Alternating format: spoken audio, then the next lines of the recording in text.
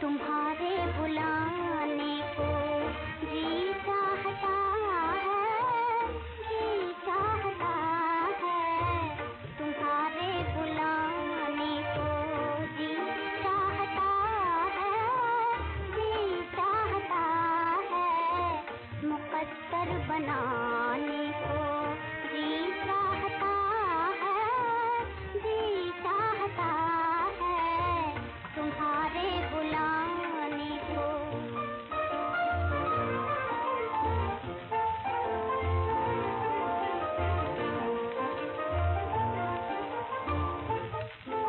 जो तुम आओ तो साथ खुशियाँ भी आए, खुशियाँ भी आए। जो तुम आओ तो साथ खुशियाँ भी आए, खुशियाँ भी आए। मेरा मुस्कुराने को जी चाहता है, जी चाहता है। तुम्हारे बुलाने को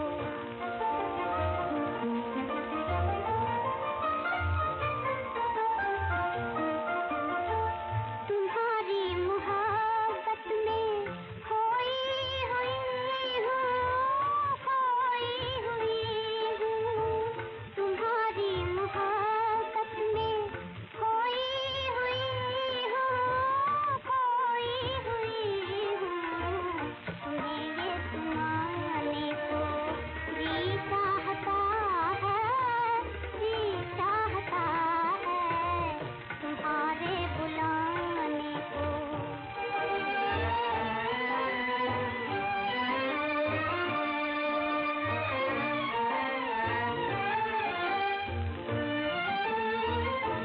ये जी चाहता है कि तुम्हारी भी सुन लूं, तुम्हारी भी सुन लूं। ये जी चाहता है कि तुम्हारी भी सुन लूं, तुम्हारी भी सुन लूं। फिर अपनी सुनाने को जी चाहता है, जी चाहता है। मुकद्दर बनाने को जी चाहता है, जी चाहता है। तुम्हारे बुलाने को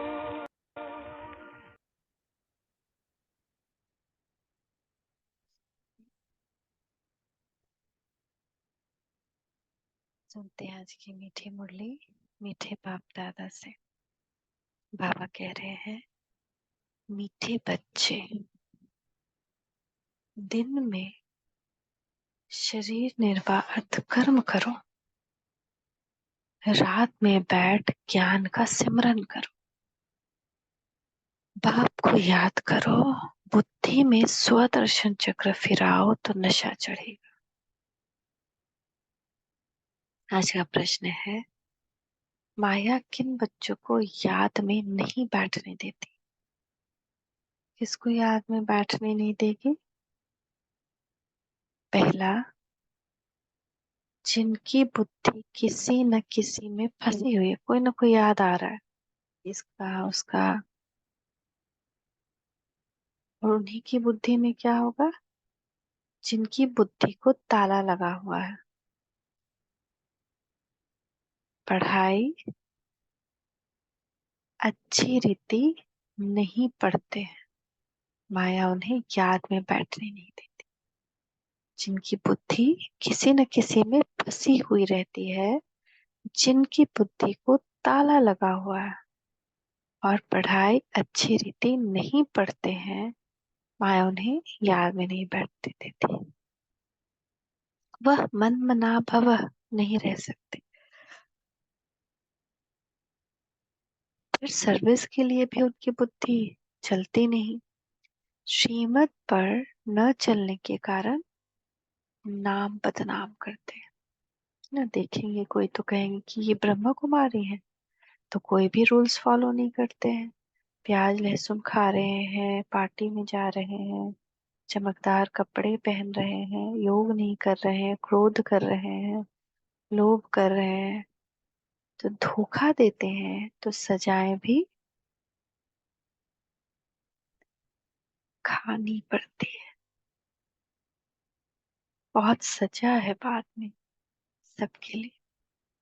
तो बाबा कह रहे हैं, तुम्हारे बुलाने को जी चाहता है ना। अभी हमने ये गाना सुना, किसको बुलाने को जी चाहता है, किसको बुलाती है दुनिया। सब ऊपर की तरफ देखती है ना। जैसे ही दुखी होती है, सबकी गर्दन ऊपर की तरफ जाती है, नीचे नहीं, ऊपर देखती है। कहती है, हे भगवान, चाहे किसी भी लैंग्वेज में कहे, कहती है अब मुझे यहाँ से ले चल, आ जाओ।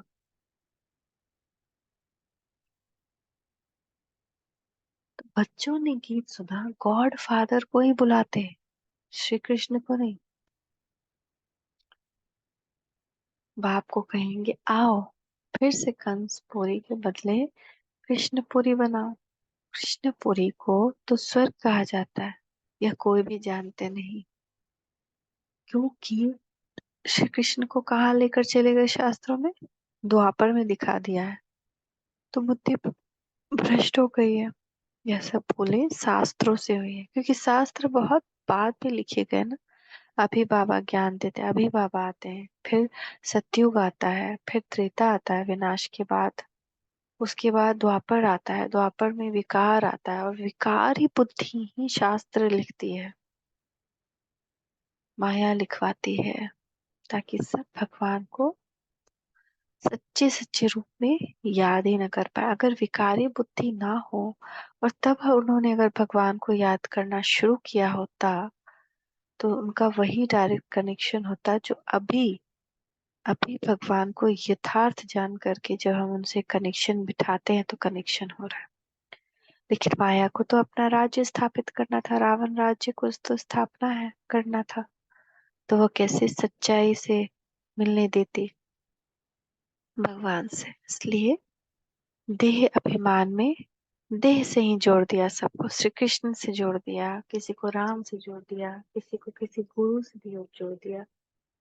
इतना ज्यादा जोड़ दिया है कि गुरु ही भगवान किसी को लगता है। बिल्कुल उनके ही दरवाजे पे जाते रहते, गुरुदेव कृपा कर दो, गाते हैं जोर जोर से, गुरु ब्रह्मा गुरु विष्णु गुरु देवो महेश्वर, लेकिन इसका मतलब नहीं जानते। ऐसे ही गाते हैं। ये कोई भी नहीं जानते कि श्री कृष्ण को द्वापर मिलेगा, सब भूल शास्त्र से। अभी बाप यथार्थ बात बताते, वास्तव में सारी दुनिया का बड़ा गॉड फादर है। सबको उस एक गॉड फादर को ही याद करना है। भल मनुष्य क्राइस्ट बुद्ध आदि देवताओं को भी याद करते हैं। हर एक धर्म वाले अपने धर्म स्थापक को याद करते हैं। याद करना शुरू हुआ है द्वापर से, भारत में गाया हुआ भी है। दुख में सिमरन सब करे, सुख में करे न कोई। जब विकार आता है तो दुख आता है, दुख आता है तो हाय हाय में भगवान को याद करते हैं।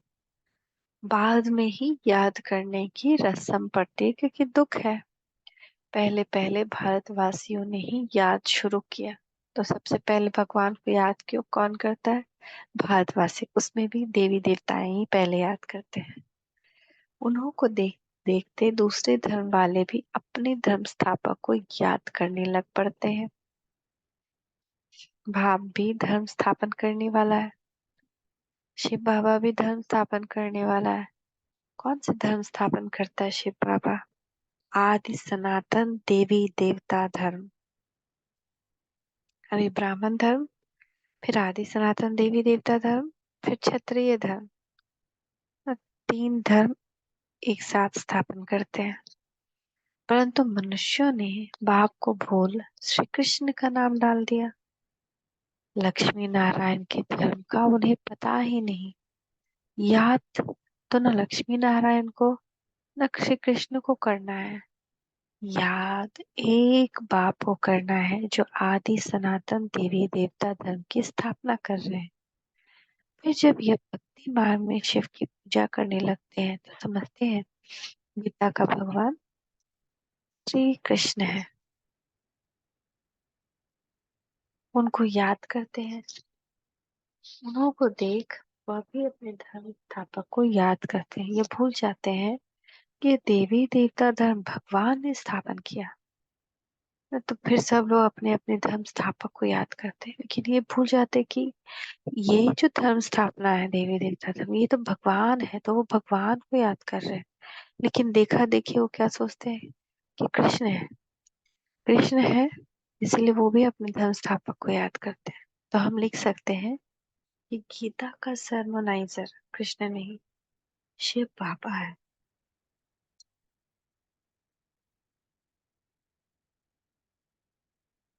और वह है निराकार।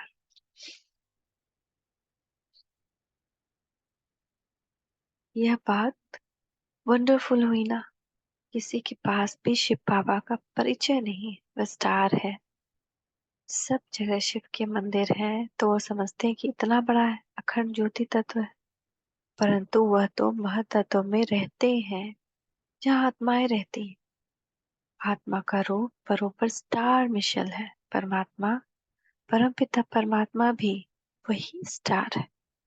परंतु वह नॉलेज बीज रूप होने के कारण उनमें ताकत है।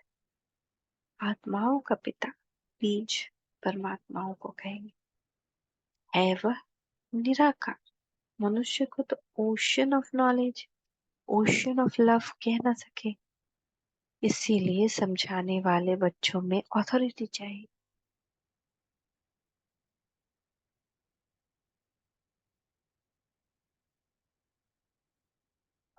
जिनकी बुद्धि विशाल हो, और उसमें सबसे मुख्य है मम्मा। इसलिए सरस्वती उनका नाम। वंदे मातरम भी गाया जाता है। कन्याओं द्वारा बान मरवाए। अधर कन्या, कुंवारी कन्या का राज कहाँ है नहीं। कोई नहीं जानता कि अधर कुमार कन्या का क्या राज है, कुंवारी कन्या का क्या राज। सिर्फ मंदिर से ही सिद्ध होता है। अधर कुमारी का मंदिर है ना, कुंवारी कन्याओं की पूजा होती है।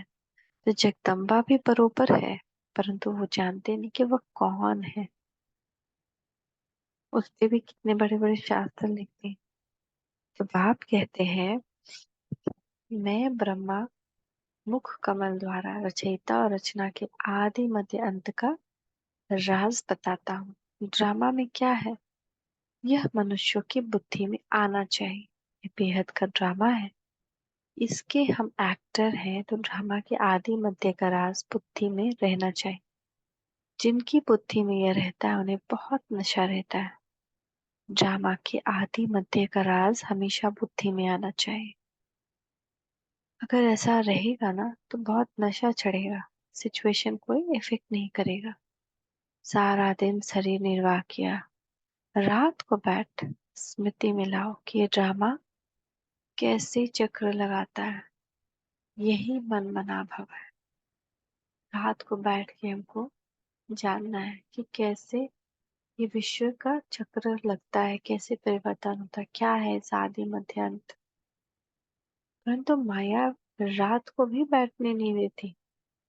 एक्ट्रेस की बुद्धि में तो ड्रामा का राज चाहिए ना, पर है बड़ा मुश्किल। कहाँ न कहाँ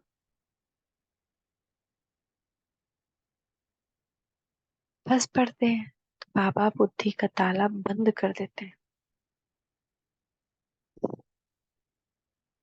ड्रामा का राज अगर हमारी बुद्धि में नहीं है, और अगर हम कहीं ना कहीं फंसे हुए हैं, तो बुद्धि का ताला बाबा बंद कर देते। फिर पढ़ाई समझ में नहीं आती। जैसे आप देखिए, कितने लोगों ने कोर्स किया है ना, लेकिन कितने लोग फॉलो कर रहे हैं। तो अगर उनका बुद्धि कहीं फंसा हुआ है, तो फिर उनका बुद्धि का ताला वापस बंद हो जाता है। कोर्स करने से 7 दिन का बुद्धि का ताला खुलता है, और योग करने से, ज्ञान सुनने से खुलता जाता है। पूरा एक ही बार में नहीं खुलता है। जितना जितना हम डेली योग करेंगे, तपस्या करेंगे, जितना विकर विनाश होते जाएगा, उतना उतना बुद्धि का ताला खुलता जाएगा। तो अगर ऐसा नहीं करते हैं जैसा बाबा कह रहे हैं, कहीं ना कहीं फंसे हुए रहते हैं, तो बाबा बुद्धि का ताला बंद कर देते। बहुत बड़ी मंजिल है। अच्छी पढ़ाई वाले फिर तनख्वाह भी अच्छी लेते हैं ना। या पढ़ाई है। जैसे अगर कोई लौकिक में बहुत अच्छा पढ़ता है तो उसका प्लेसमेंट बहुत अच्छा होता है, बहुत अच्छा नंबर लाया, बहुत अच्छी तरह पढ़ाई की, तो कहाँ भी इंटरव्यू में उसका हो जाएगा। ऐसे ही ये पढ़ाई है। परंतु बाहर जाने से भूल जाते हैं, फिर अपनी मत पर चल पड़ते हैं। कहीं न कहीं बाहर जाते हैं, चाहे नौकरी के लिए बाहर जा रहे हो, या रिलेटिव से मिलने बाहर जा रहे हो, या घूमने बाहर जा रहे हो। कहीं पे भी जाने से कहीं फंस गए तो फिर बुद्धि का ताला फिर बंद हो जाता है।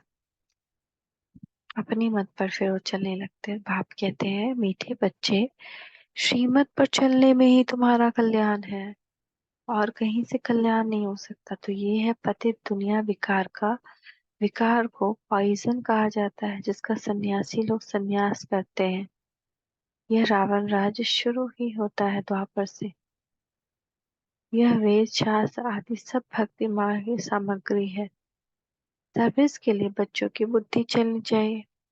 श्रीमत पर चले तो धारणा भी है। सर्विस करने के लिए जो बुद्धि चाहिए वो कैसे आएगी? श्रीमत पर चलने से, क्योंकि वो धारणा आएगी, तभी हम सर्विस कर सकेंगे। बच्चे जानते हैं विनाश सामने खड़ा है, सब दुखी हो रड़े मारे, हे भगवान रहम करो। त्राहि त्राहि करते समय भगवान को याद करें। पार्टीशन के समय कितना याद करते थे, जब दंगा भड़का चारों तरफ, कोई किसका गला काट रहा, कोई किसका, तो भगवान भगवान करते।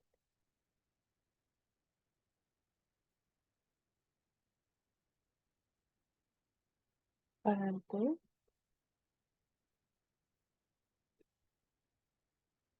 अब रक्षा क्या करेंगे? रक्षा करने वाले को ही जानते नहीं तो रक्षा क्या करेंगे कैसे? जब हम भगवान को यथार्थ जानते ही नहीं तो बार बार ज्ञान देने पे भी उनसे जुड़ नहीं रहेंगे तो भगवान कैसे रक्षा करें? बाकी सब मच्छरों सदृश जाएंगे और अपने भोग को भोगेंगे, लेकिन जब तक हम भोग को योग से चुप तो नहीं करेंगे, जब तक हम निश्चिंत अवस्था में कैसे रहेंगे, सेफ कैसे रहेंगे? भोगना तो भोगनी है ना अपने कर्म। मम्मा बाबा के बारे में कल की परसों की मुरली में बाबा ने कहा था कि वो सबसे ज्यादा सुख भोगते हैं, पहले प्रिंसेस बनते हैं ना, और सबसे ज्यादा पाप भी वही करते हैं, लेकिन उनको इतनी भोगना नहीं भोगनी पड़े। क्यों? क्योंकि उन लोगों ने सब कुछ योग से चुक्त कर लिया, तो भोगना नहीं भोगनी पड़े। इसीलिए भगवान कहते हैं या अब टाइम निकालो और बाबा को याद करो, बुद्धि खुल जाएगी। तो श्रीमद बाप, यह श्रीमद बाप की मिलती, ऐसे बाप को पहचान नहीं सकते, ये भी कैसा होगा? इसीलिए बाबा ये सारे लाइन कह रहे हैं कि रक्षा करने वाले को ही नहीं जानते तो कैसे रक्षा करें? अभी बाप आया है, परंतु मुश्किल कोई की बुद्धि में बैठता है। बाप समझाते हैं ऐसे ऐसे सर्विस करो। ये श्रीमद बाप की मिलती, ऐसे बाप को पहचान नहीं सकते हो, ये भी कैसा वंडर है ना। कितनी समझने की बात है। भगवान आ गया लेकिन हमको समझ में नहीं आया। सारा दिन शिव बाबा की याद में बुद्धि में रहते हैं। जब भगवान नहीं था तो भी हम कितना पूजा पाठ सब करते थे, और जब भगवान आ गया है तो उसके लिए हम याद ही, मेरे पास टाइम ही नहीं कि हम उससे योग करें। उसी वक्त योग करना जिस वक्त पूजा में बैठते हैं, उस पूजा से अभी क्या फायदा? उस पूजा का आधार ही खत्म हो गया, सच्चाई ही खत्म हो गई। जब भगवान और देवी देवता का फर्क बता रहे हैं, तो देवी देवता जो खुद ही अभी परेशान है और खुद ही अभी वाम मार्ग में है, खुद ही अभी पुरुषार्थ कर रहे हैं, उनका पूजा करने से देंगे क्या? तो उनका पूजा करने से हम भक्त कैटेगरी में रहेंगे, लेकिन हमको अगर भगवान का बच्चे की कैटेगरी में रहना है, तो उस कैटेगरी में रहने के लिए भगवान से यथार्थ भगवान को जानकर, जो स्टार है, मैं भी स्टार हूँ लेकिन वो सुप्रीम स्टार है, सर्वशक्तिशाली है, ये जानकर जो उसकी रक्षा करेंगे, या ये बुद्धि में रखकर उसको योग लगाएंगे, तो शिव बाबा की याद बुद्धि में रहेगी। बाबा निरंतर याद रहेगा। खाना बनाते वक्त भी मैं आत्मा इन हाथों से खाना बना रही हूँ, लेकिन बुद्धि से बाबा को याद कर रही हूँ। उनकी रोशनी मुझ पे पड़ रही है और मुझसे इस खाने में जा रही है। खाने वाला सब निरोगी रहेगा। तो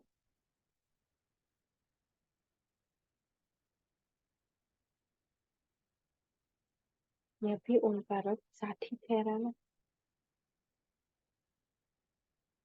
बाबा देखते हैं बच्चे आज बहुत अच्छे निश्चय बुद्धि है, कल संशय बुद्धि बन जाते हैं। आज हमको निश्चय होता है, कल माया तूफान लगाती है तो हम फिर से मंदिर मंदिर घूमने लग जाते हैं।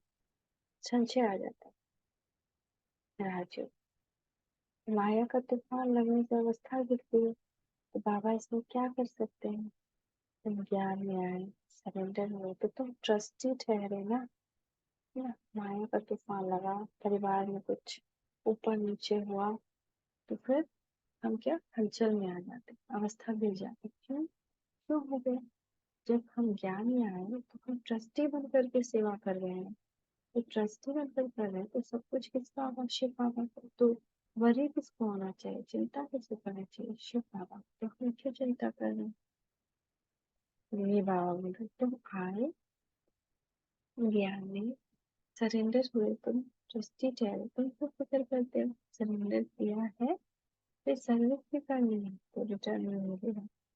आज सरेंडर हुए, सर्विस नहीं करते तो भी उनको खिलाना तो पड़े। तो उन पैसों से खाते खाते अपना खत्म कर लेते हैं, सर्विस करते नहीं। तुम्हें सर्विस करनी है मनुष्य को हीरे जैसा बनाने की। मुख्य बाबा की रूहानी सर्विस करनी है जिससे मनुष्य ऊंचे बने। सर्विस नहीं करते हैं तो जाकर पक्का दास दासी बने। तो देखिए कि सर्विस कर रहे हैं आपकी दास दासी बन करके खुश हैं। योग कर रहे हैं कि सजा खा के सारे भुगतान करने हैं। तो जो पढ़ाई अच्छी पढ़ते हैं उनका मान भी ऊंचा होता है। जो नापास होंगे वो जाकर दास दासी बनते हैं। तो पढ़ाई बहुत अच्छी करनी, ये कोर्स है। सारी साकार मुरली, सारी अव्यक्त मुरली, ये कोर्स है। विनाश के पहले कोर्स हमको खत्म करना। कोर्स ही खत्म नहीं करेंगे, उसको धारण ही नहीं करेंगे तो एग्जाम में अचानक आने पे हम पेपर में कैसे पास हों? बाबा कहते हैं बच्चे मुझे याद करो और वर्षा लो, बस यही मन बना भवा, बस यही मन बना भवा फरियाद, मुझे याद करो और वर्षा लो। ओशन ऑफ नॉलेज कहते हैं कि मुझे याद करो तो तुम्हारे विकर्म विनाश होंगे। हमारे विकर्म विनाश होंगे तो हमारे पाप कट जाएंगे। हमारे पाप कट जाएंगे तो हम बीमार भी नहीं होंगे और हम लाचार भी नहीं होंगे। तो ऐसे श्री कृष्ण कह न सके, बाप ही कहते हैं माँ में कम याद करो और भविष्य राजपथ को याद करो। यह राजयोग है ना, इससे प्रवृत्ति मार्ग सिद्ध होता है। यह तुम ही समझा सकते हो। तुम्हारे में भी जो सर्विसेबल तीखे हैं उन्हों को बुलाया जाता है, समझा जाता है कि होशियार हैंड है।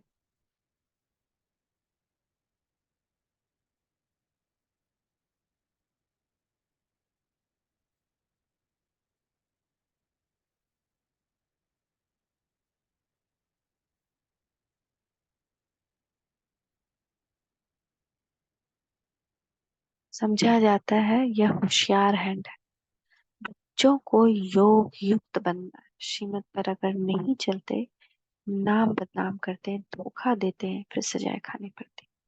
बाबा कह रहा है योग करो योग करो, योग नहीं कर रहे तो धोखा देना हुआ ना। ट्रिब्यूनल भी बैठती है, मतलब 4-5 आत्माओं की ट्रिब्यूनल बैठती है। जैसे कोर्ट होता है ना, ऐसे तो ऊपर सूक्ष्म वतन में ट्रिब्यूनल बैठती है और सजा मुकर्रर होती है, इल्जाम लगाया जाता है। तो कैसा होगा वो दृश्य? सोचे। वहां हमारे मित्र भाई बंधु आके हमारी पैरवी करेंगे क्या कि इन्होंने मेरे लिए अपना टाइम दिया, इन्होंने मेरे लिए योग छोड़ा? कोई नहीं आएगा, ट्रिब्यूनल बैठेगा तो आ ही नहीं सकता। उन लोग को पता भी नहीं पड़ेगा, उनका अलग ट्रिब्यूनल बैठेगा, हमारा अलग। तो सोच सकते हैं कि जाना है कोर्ट में धर्मराज के, तो क्या करना है? क्रोध पर चिंतन, पर दर्शन, पर मत, कुछ भी एवल, कुछ भी बुरा, ना आंख से सुनना है, न कान से, न आंख से देखना है, न कान से सुनना है, न मुख से बोलना है। कुछ भी नहीं, बुद्धि में व्यर्थ भी नहीं। ये सब अवज्ञा है। तो ट्रिब्यूनल बैठती है उस पे। योग तो करना ही पड़े। योग नहीं करेंगी तो नहीं, फिर बहुत ज्यादा अंत तक दुर्गति हो जाएगी, बहुत ज्यादा। तो कैसे भी टाइम निकाल कर योग करना है। मीठे मीठे सिकी लदे बच्चों प्रति माता पिता बाप दादा का याद प्यार और गुड मॉर्निंग। रूहानी बाप की रूहानी बच्चों को नमस्ते। रूहानी बच्चों की रूहानी माता पिता बाप दादा को याद प्यार गुड मॉर्निंग। नमस्ते बाबा, नमस्ते, शुक्रिया बाबा, शुक्रिया।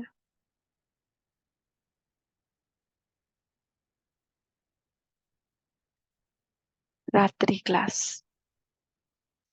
बच्चों को पहले पहले समझानी देनी है बाप की। जगत का बाप ही हमको पढ़ाते हैं। गीता पढ़ने वाले श्री कृष्ण को भगवान कहते हैं। उन्हें समझाना है कि भगवान तो निराकार को कहा जाता है, देहधारी तो बहुत है।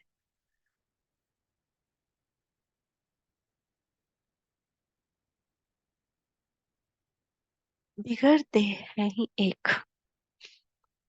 वह है ऊंचे से ऊंच शिव बाबा। कितना सुंदर पॉइंट है किसी को बताने के लिए।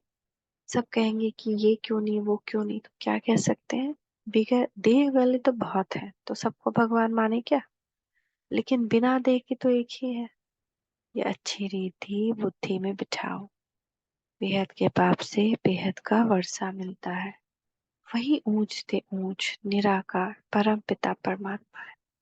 वह है बेहद का बाप और यह है हद का बाप। और कोई 21 जन्मों का वर्षा नहीं देते। ऐसे भी कोई बाप नहीं जिसे अमर पद मिले। अमर लोक है सतयुग, यह है मृत्यु लोक। तो बाप का परिचय देने से समझेंगे। बाप से वर्षा मिलता है जिसको दैवी स्वराज कहा जाता है।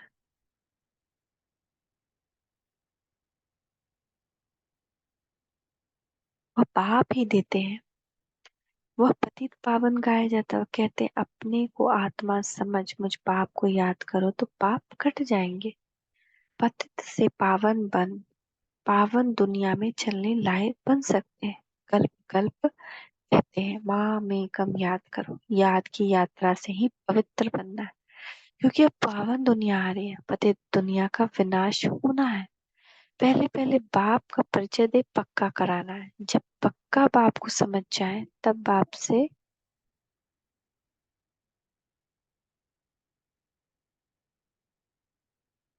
वर्षा मिलेगा।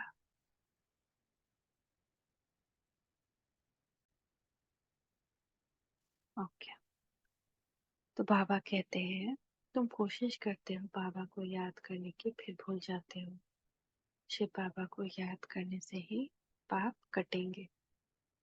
वह बाबा इनके द्वारा बताते हैं कि बच्चे मुझे याद करो, फिर भी धंधा आदि में भूल जाते हैं। ये भूलना नहीं चाहिए, यह मेहनत की बात है। बाप को याद करते करते कर्मातीत अवस्था में पहुंचना है। कर्मातीत अवस्था को ही कहा जाता है फरिश्ता। तो ये पक्का याद करो कि कैसे किसको समझाएं।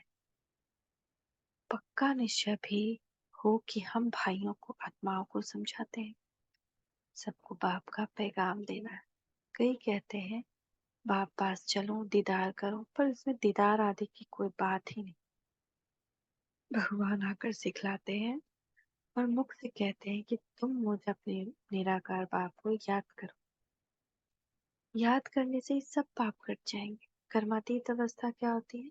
कि हम जो भी कर्म कर रहे हैं उसका फल नहीं भोग रहे, उसके फल से डिटैच। जैसे हम खाना बनाए तो हमको उसकी प्रशंसा नहीं चाहिए। अगर हम कोई अच्छा काम कर रहे हैं उसके फल से डिटैच। तो इसीलिए बाबा कहते हैं तब वही फरिश्ता है। इसलिए हमको कर्म योगी बनना है। और कर्मातीत अवस्था तक पहुंचना है। इसलिए फरिश्ता स्वरूप की भी प्रैक्टिस करने की, चलते फिरते मैं इस बॉडी को भी, बॉडी के फल से भी विमुख हूँ। करण करावन हर बनकर कहा कार्य करा रहा हूँ, लेकिन इस बॉडी को भी अपना नहीं मान रहा। तो यह भी धंधा आदि में बैठे बाप को घड़ी घड़ी बाप को याद करना है।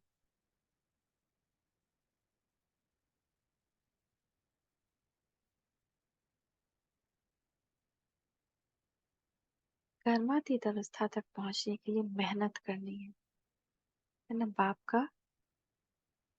बाप ने हुक्म दिया है मुझे याद करो। निरंतर याद करने वाले ही विन करेंगे। जीतेंगे कौन? जो निरंतर याद करते हैं। याद नहीं करेंगे तो मार्क्स कम हो जाएंगे। ये पढ़ाई है ही मनुष्य से देवता बनने की, जो एक बाप ही पढ़ाते हैं। तुम्हें चक्रवर्ती राजा बनना है तो 84 जन्मों का जो चक्र है उसको भी याद करना है। कर्मातीत अवस्था तक पहुंचने के लिए मेहनत करनी है, वह अंत में होनी। अंत कोई भी समय आ सकता है, इसीलिए पुरुषार्थ लगातार करना है। नित्य तुम्हारा पुरुषार्थ चलता रहे।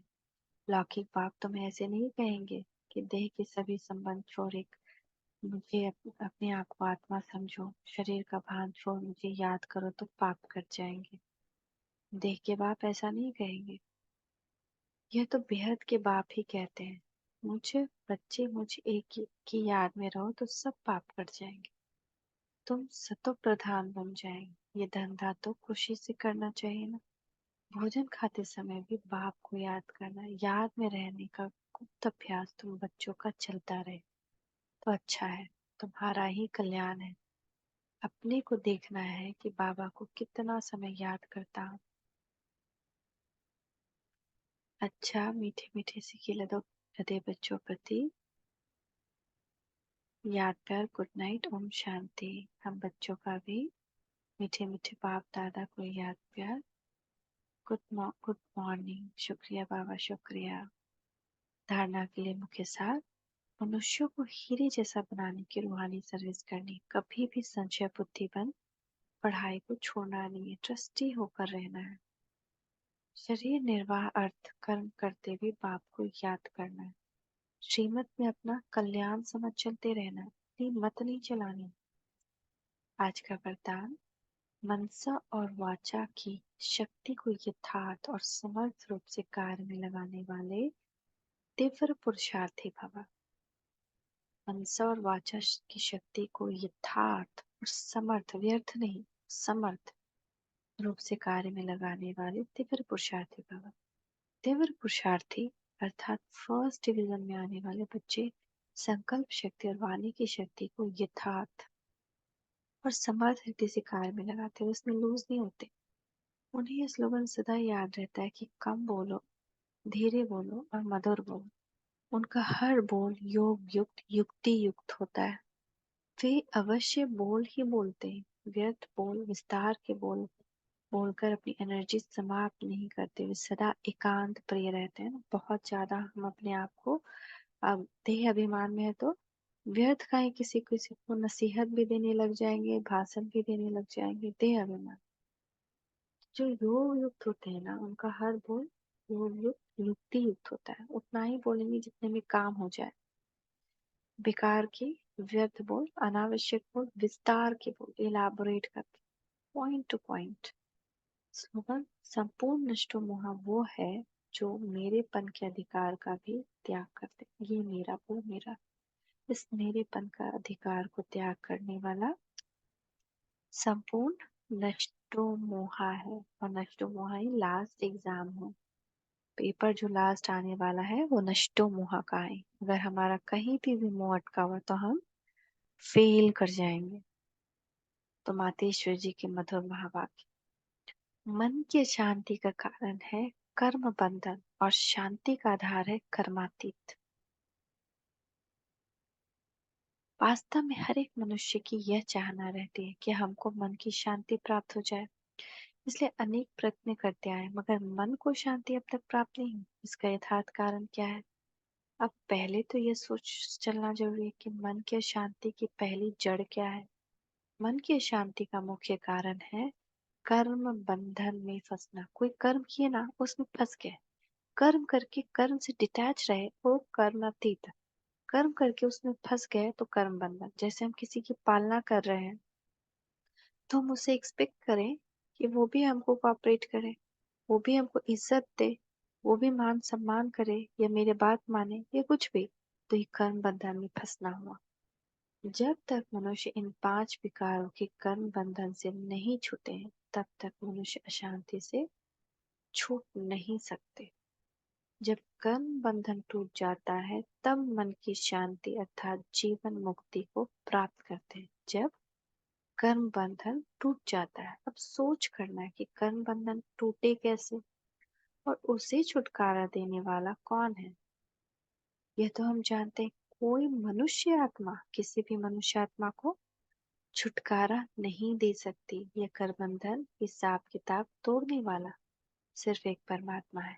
वही आकर इस ज्ञान योग बल से, बिना योग बल से नहीं हो सकता, तो ज्ञान और योग बल दोनों से कर्म बंधन से छुड़ाते हैं। इसीलिए ही परमात्मा को सुखदाता कहा जाता है। जब तक पहले ये ज्ञान नहीं था कि मैं आत्मा हूँ, असल में मैं किसकी संतान हूँ, मेरा असली गुण क्या है, जब यह बुद्धि में आ जाए तभी कर्म बंधन टूटे। अब यह नॉलेज हमें परमात्मा द्वारा ही प्राप्त होती है, गोया परमात्मा द्वारा ही कर्म बंधन टूटते हैं। अच्छा, ओम शांति। मीठी मीठी मम्मा को भी हम बच्चों का याद प्यार गुड मॉर्निंग।